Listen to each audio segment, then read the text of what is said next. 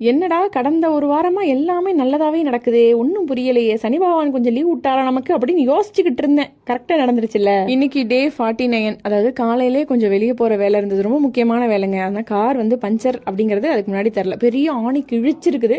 அவ்வளோ நாளாக பார்க்கல, காலைல ஏஞ்சி பார்த்தோம், கடைசியில் அங்கே போக முடியாமல் போயிடுச்சு. சரி ஓகே அப்படின்னு சொல்லிட்டு அதுதான் அப்படி ஆயிடுச்சு அப்படின்னு சொல்லி மதியம் நல்லா சாப்பிட்டு தூங்கி எந்திரிச்சு ஈவினிங் திரும்பி வேற எங்கே டிஸ்வாஷர் வாங்கணும் அப்படின்னு சொல்லி வேற ஒரு கடையில் போய் செக் பண்ண போயிருந்தோம். என்றைக்குமே ஒரு விஷயங்க, நம்ம வந்து இன்னைக்கு ரொம்ப ஹாப்பியாக இருக்கும், இன்னைக்கு ரொம்ப சந்தோஷமாக இருக்கேன், இன்னைக்கிட்டே ரொம்ப செம்மையாக போச்சு அப்படின்னு வந்து நமக்குள்ளேயே சொல்லிக்கணும் போல.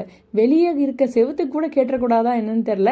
உண்மையாகவே ஏதாவது ஒரு விஷயம் இந்த மாதிரி வந்துடுது. இனிமேல் கொஞ்சம் கேர்ஃபுல்லாக தான் டீல் பண்ணணும் போல. சரி ஓகே அதை விடுங்க. அதுக்கப்புறம் வந்து கொஞ்ச நேரம் வெளியே வந்து என் பையன் சாப்பிடணும் விளையாடணும்னா, ஸோ அதனால அங்கெல்லாம் கூட்டிகிட்டு போயிட்டு இருந்தேன். எனக்கு ஒரு ஹேபிட் இருக்குங்க, எனக்கு வந்து ரொம்ப தலைவலிக்குது இல்லை ரொம்ப ப்ரெஷராக இருக்கேன் அப்படின்னா பாட்டு கேட்குறது அப்படிங்கிறது ரொம்ப பிடிக்கும். பட் இருந்தாலும் இந்த மாதிரி நைட் டைமில் நல்ல சவுண்டு வச்சு படம் பார்க்குறது ரொம்ப ரொம்ப பிடிக்கும். அதுவும் த்ரில்லர் மூவினா கேட்கவே வேண்டாம், கொஞ்சம் பயந்து பயந்து பார்ப்பேன் போர்வைக்குள்ளே.